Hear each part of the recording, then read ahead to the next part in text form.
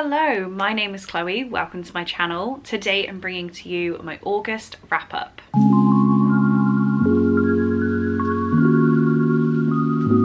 So August was a very weird month where I thought I was going to get all of the reading done. I did read a lot of pages. In terms of pages, I had my best reading month all year, and I think I actually trumped every reading month I had last year. So my stats look a little bit weird, but that is because I was reading longer books on average, and the time I was reading was kind of weird. So I don't feel like I've achieved that much because I would be dedicating entire days to just reading books because I couldn't so much in the week. You guys who've been around will know that I started my new job at the end of July, so August has been like my settling in month, and it's made my desire to read when I read, that's all got a little bit different. But in August I did manage to read 15 books, which spanned an impressive, if I can say so myself, 7,531 pages. This meant the average amount that I was reading per day in August was 243 pages, and the average length of the books I was reading was 502 pages. So 502 pages as an average book. Just for comparison, my average book last month was 343 pages. So like 150 pages more, and I was reading 210 pages a day. So I was reading an extra 30 pages a day. Doesn't sound like a lot on a daily basis, but over the whole month that really adds up. So my ratings were as follows. I had 1 2-star. I haven't got enough hands because I'm holding my book. 7 3-stars, 1 3.5-star, 2 4-stars, and 4 5-stars. So my average rating was a 3.6. That would have been so much higher if I didn't have so many 3-star reads. So starting from the bottom and working our way up, my only rating under a 2-star this month was No Romeo by Donna Lamb. This book I read for the Tandem book tour, and I refrained from giving it a physical rating for quite a while because I didn't want to bring the average rating down. But yeah, this is a 2-star read. This is a romance book and wasn't a big fan. First of all, it's following the trend of being like 500 pages long. It's 467 pages, and it really does not need to be that long. Not enough happens in this story to make it that long. And I just didn't buy the relationship between the characters at all. So we're following Evie and Oliver. She runs away from her wedding because her fiance has been cheating on her. So she runs away and falls into the arms of Oliver. She needs a visa to stay in the country because she's an American living in the UK, and she can't just stay here. How the blurb is worded is she strikes up a bargain with Oliver. It's not quite like that, but I just didn't buy the romance between these two at all. This was an annotate your book kind of read along, and I've written down a lot of things as I go through where I'm just like, this one, 0 to 100 to 0, make it make sense. So yeah, I just didn't really buy the relationship between these two as a genuine relationship. Wasn't for me. Will be unhauled. Annoyingly though, I've written in it, so I don't know if anyone will want that. Next up, my 7 3-star reads. So because there's quite a lot, I'm just gonna go in the order I've piled them up, rather than like this was a better 3-star than this. 3 stars for me is it's fine, it's not a bad book, it's just not a book I've absolutely loved. So the first one we have here is We Were Liars by E. Lockhart. This one I do have a longer explanation for. I won't bore you with it, but I read this book round about when it came out, 5-starred it, absolutely loved it, and I wanted to keep a copy on my shelves as like a forever, this is a great book. However, it's now been about, what, 10 years? It's 10 years since it came out. Read it again, and because I knew the twist, it wasn't interesting to me at all. I still stand by the fact that this is a 5-star book, but we are following a girl who basically can't remember last summer. There's a very, what's the word? This says a beautiful and distinguished family. It's a very broken family, and they're on a private island, and our main character doesn't remember the last time they were all together. It says, and if anyone asks you how it ends, just lie. If you know how it ends, it's a rubbish book to read, to be honest, because you know where it's going. The first time I read it, the shock just made it an amazing book, but without the shock factor, it just doesn't really hold up. That doesn't mean it wasn't a 5-star the first time, but it was definitely a 3-star to read it again, and I can't pick it up again because I already know how it ends. So, unhauled. Next up, I stand by this rating, and I have a live show where I talk about my opinions on this book.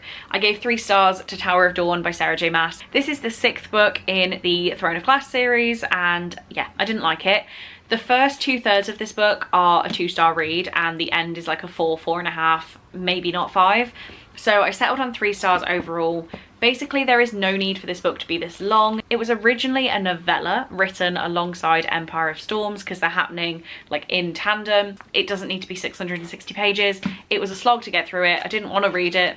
I do like how it happened. Continuing on with the series, it makes sense why we have this, but it was just a slog to read. So for that, I can't give it more than 3 stars. Next up, we have Little Do We Know by Tamara Island Stone. This is a contemporary that focuses on near-death experiences, religion, beliefs, that kind of vibe. And I wasn't a massive fan. Nearly through it. So we're following 2 best friends, Hannah and Emery. One of their boyfriends, Emery's boyfriend, Luke, almost dies. Hannah and Emery have always been best friends, but something has happened recently that's made them not best friends anymore. They're not talking. And then when Emery's boyfriend almost dies, he kind of seeks out Hannah, and Hannah's dad is the pastor of like a convent school. So it's a lot about what happens to you when you die, how religion has an impact, specifically on teenage lives and family lives where the dad is in such a position. It wasn't bad by any means, but I didn't really love it. I would not reread it.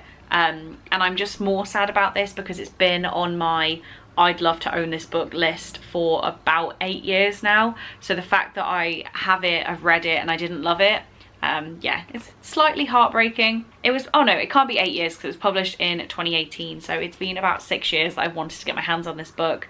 Got my hands on it, read it, didn't love it. Next up, we have Scarred by Emily McIntyre. And this one it's a different vibe on a 3-star because I am going to keep it. I've only just bought this book, and that is because I listened to the audio for August, and I wasn't really following what was going on, in all honesty. I was finding it quite easy to tune out, and I don't know if that was the audiobook narrator that caused that, but the smut in this had me like mouth open, shocked. It was just something else. So yeah, I already had books 1, 4 and 5 of this series, and I've since hauled 2 and 3. This being number 2 because I'd like to reread it physically to actually understand what I missed. And I'm thinking when I get to number 3, I'm probably going to read that physically rather than the audio. So 3 stars for the audio. Maybe this rating will climb once I read it physically. We then have These Hollow Vows by Lexi Ryan. Again, 3 stars, we're still in those. This is a fantasy. I'm gonna go with YA. It feels like higher end of YA, and we're following a girl called Bree. Bree's sister is sold into the Unseelie Court, so she finds a way to get into the Seelie Court so that she's in like fairy world and can try and get her sister back. We have a quest for some magical items. We have some magic powers developing. It was fine. This is the definition of it was fine to me. We've got to the end and I kind of want to know what the main character does next, but I'd be okay with someone just telling me rather than reading the next book. I have no inclination to pick up the next book. It was good. Romances were quite endearing. There's a love triangle in this which can be done awfully, but it was done okay. Just didn't do anything special. We then have The Last Thing He Told Me by Laura Dave, which also did nothing special. This is a mystery book and it's definitely more of a literary mystery than a mystery thriller. We're following, what's her name? Hannah, another Hannah, who is married to Owen, and Owen doesn't come home one day, but he sends home a note that says protect her, meaning his daughter Bailey. So Hannah is trying to work out where her husband's gone, what Bailey needs protecting from. Basically there has been a scandal where Owen works about some insider trading, manipulating profits kind of deal. I did find that interesting as an accountant, so that bit kind of intrigued me, like Enron style scandal. It was interesting, but it was definitely more of a literary mystery. I don't know why this won so many awards for best mystery because I don't think it was that great. I did have an okay time reading it. I managed to read it in pretty much one sitting, but it just didn't wow me. The final 3-star book I have here is The No-Show. Again, I'm dropping all these, by Beth O'Leary. The final 50 pages of this book is probably a 4.5 star, but I was very tempted to DNF up until about the 250 page mark. So if I would have DNF'd, I wouldn't have got those great moments at the end, meaning I don't typically give books like this over 3 stars. So this book, we're following 3 women, Siobhan, Miranda, and another one, Jane. They are all waiting on Valentine's Day for their date, Joseph Carter, to arrive, but he doesn't arrive to any of their dates. So we then follow the lives of these 3 women and how Joseph Carter, because some of them know him as Joseph, some of them know him as Carter, some are Joseph Carter, like, you know, it's all mixes of the name.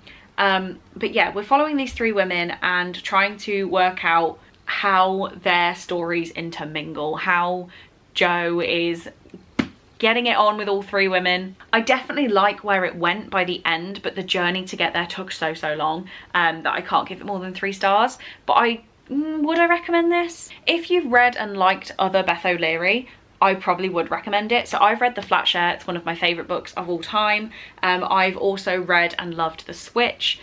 So I gave it a go because of that, and that's why I kept reading despite the urge to DNF, because I thought something amazing was going to happen. I'm glad I carried on, but the book overall can't get more than 3 stars. We then have the one book I gave a 3.5 star, which I feel like I've missed from my list earlier. Did I? I don't know.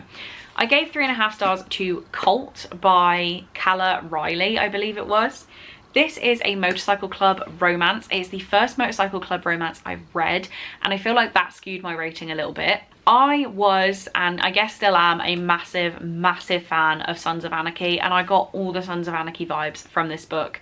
We're following Colt, is his nickname, which I thought for a very long time was Colt like Colton or Colt like a horse. No, it's Colt like a gun. Was not aware. Didn't know that was a thing. I guess I do. I know the song that I'm thinking of in my head. But yeah, I just read it as Colton, like my boyfriend Colton. So I was more interested on that. But yeah, we're following a guy who he has a fling with the daughter of a rival motorcycle club. She ends up getting pregnant, and it's about how he then integrates himself with her life and with the rival motorcycle clubs. I did like it. 3.5 stars is a good rating for me. It's better than This Was Fine, but it's not absolutely knocked my socks off.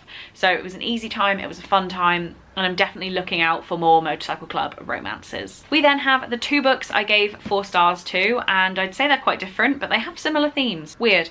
First one is The Night Swim by Megan Goldin. So this was the Chloe's Crime Scene Corner read in August. And again, kind of like The Last Thing He Told Me, this is a literary mystery, I would say. It's probably got a few more thrilling aspects, but it's definitely just a darker look at criminal trials. So we are following Rachel. She is the host of a true crime podcast, and her newest season is following a case as it happens in the courts, and it is a rape case. And while she's following this, she is reached out to by a young woman whose sister, when they were younger, died, but she believes it was a murder. And it's kind of all about, in this book, how you prove rape cases. It's something I'd obviously thought about before, but not in too much detail. This kind of takes the small town, like this boy can do no wrong kind of vibe, and there was definitely a lot of it where I'm thinking, is he guilty? Is he not guilty? Do I want him to be guilty? Like, what way do I want the author to take this? I definitely felt like it was aimed a certain way. We were supposed to make our own judgments, and whether they come true, I won't tell you. But yeah, I gave this 4 stars. I did enjoy it. I enjoyed the take it had. I enjoyed the journey to getting there, having the podcast element as well. I don't think I'm going to read it again. I think this is going to see itself out of my collection, but I'm glad I gave it a go. I don't think it's as dark in a thriller sense from the cover, but it does definitely tackle dark content, being like the rape cases. So would recommend, just not the most thrilling thing I've ever read. The other 4-star book I have is Shattered Veil by Eliza Modiste. So this is the book that I was reading as an e-arc that I finished just at the start of the month, and then the author sent me a package which included a copy of the book. So I have my own signed copy with all of these stickers that I've stuck in that came in the package, and yeah, really happy to own this. I gave this one 4 stars, which is also what I gave the second book in the the series. But just to summarize the series as a whole, we are following two girls who move to a small town. I can't think of what it's called now. They move to a small town to escape the past of one of the girls. That's kind of what comes to light in book 1. Book 2 follows her friend and the romances that she has. She's kind of against dating, but will she really be against dating? Like, who can sway her from that mindset? And book 3 follows who are originally sub-characters, I guess, of books 1 and 2, and puts them in their own little romance, which is just, oh, it's fantastic. But the darker elements of these, they really are suspense romances, so they kind of get quite gritty. We have crimes that escalate throughout the books, and this one is mildly horrific at times. Even like the jokey sticker that's stuck in says romance and banter and girls gone missing, and there is a whole drive in this book of girls, particularly those working as strippers, have gone missing, and we're trying to find out where they've gone without actually being involved directly in the story. It is definitely dark, but I'm so glad I got to read it. I do like myself a thriller romance. I always say my favorite types of books are romances with murder. This is a romance with murder, so yeah, it ticks all the boxes. It's a little bit too long is the feedback I would give. It's like 500 pages and I don't feel like it needed to be quite this long. The text is quite big on the pages, but yeah, it's a bit of a chunker. But I am definitely interested to see what this author comes up with next. I will be following along all of her updates for when we either get a new book in this series or a new series starting, and I will be purchasing. But yeah, very happy to have read this. 4 stars, would recommend. Now we just have the 5-star books here, and I think you're all going to guess them because they've been featured however many different places.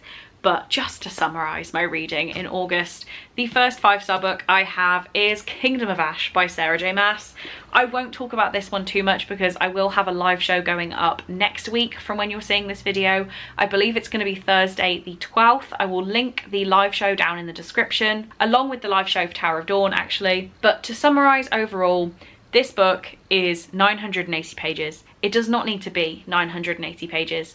But the emotions that it caused in me, the reaction it got in those pages has to have 5 stars. I rate solely on enjoyment. Did I enjoy the first 400 pages to a 5-star level?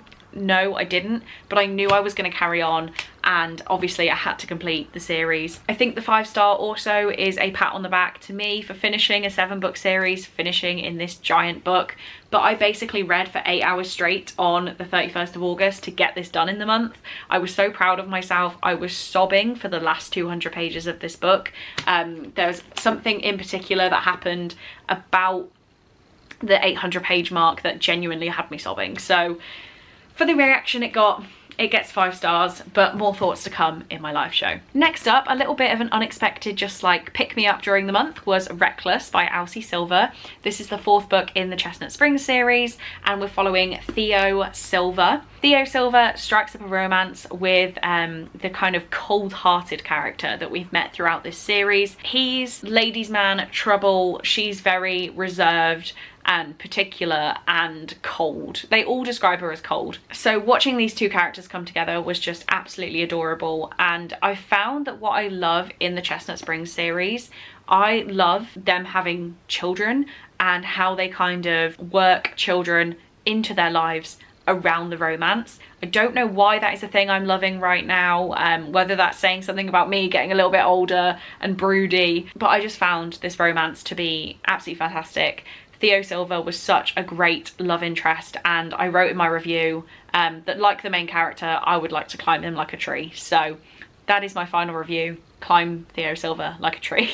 But no, it was very, very good. Really enjoyed it. And then the 2 5-star books, I'm kind of going to talk about them in as one because they feel like they are one. They just can't be published as one because it'd be too long. We have Binding 13 and what is it? Keeping 13 by Chloe Walsh. Between these two, we're talking easily 1,600 pages. They are Bibles, 800 pages each. And they are books 1 and 2 in the Boys of Ton Men series.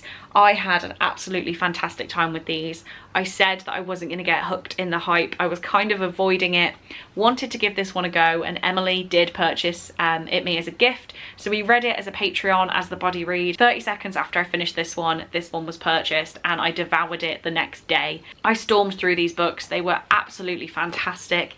We're following a romance with some young people, not even adults at the start. We're following Shannon, who is 15, and Johnny, who is 17. Shannon has gone through some horrible stuff in her life. She's been awfully bullied at school, and it's kind of that bullying is carrying on into her home life as well. Because of the bullying at school, she gets sent to the Tonman College, which is like a rugby specialist college, and that's where she meets Johnny. Johnny has what seems to be the perfect life. He is the rugby star, and he is being scouted for like national teams, and they really just couldn't be more different. But Shannon has an accident on her first day at this college where Johnny knocks her out with a rugby ball, and then he kind of feels indebted to her at the start and has to help her. But oh, just the development of their relationship in terms of just them as people as well was so fantastic. These books are incredibly dark. They don't look it from the covers, but there is some really brutal stuff in here. If you are so inclined, I would check trigger warnings before you read these, because they're definitely darker than you might expect. And that is why they just grabbed me so much. All I wanted to do throughout these books is just to grab Johnny and Shannon and just give them massive hugs and tell them everything's gonna be okay. Is definitely how it makes you feel. So if you're looking for just a fun romance, a smutty romance, this isn't it. If you want to have your heart pulled out and just squished, these are the books. So there we have it. Those are the 15 books that I read in August. Thank you for coming along on my long wrap up today. I seem to have talked for a very long time. If you have any opinions on any of these books, then please do let me know down in the comments. I would love to chat to you about them. But for now, I need to get on with my September reading. So thank you so much, guys. I really hope you enjoyed this video, and I will see you in my next one. Bye.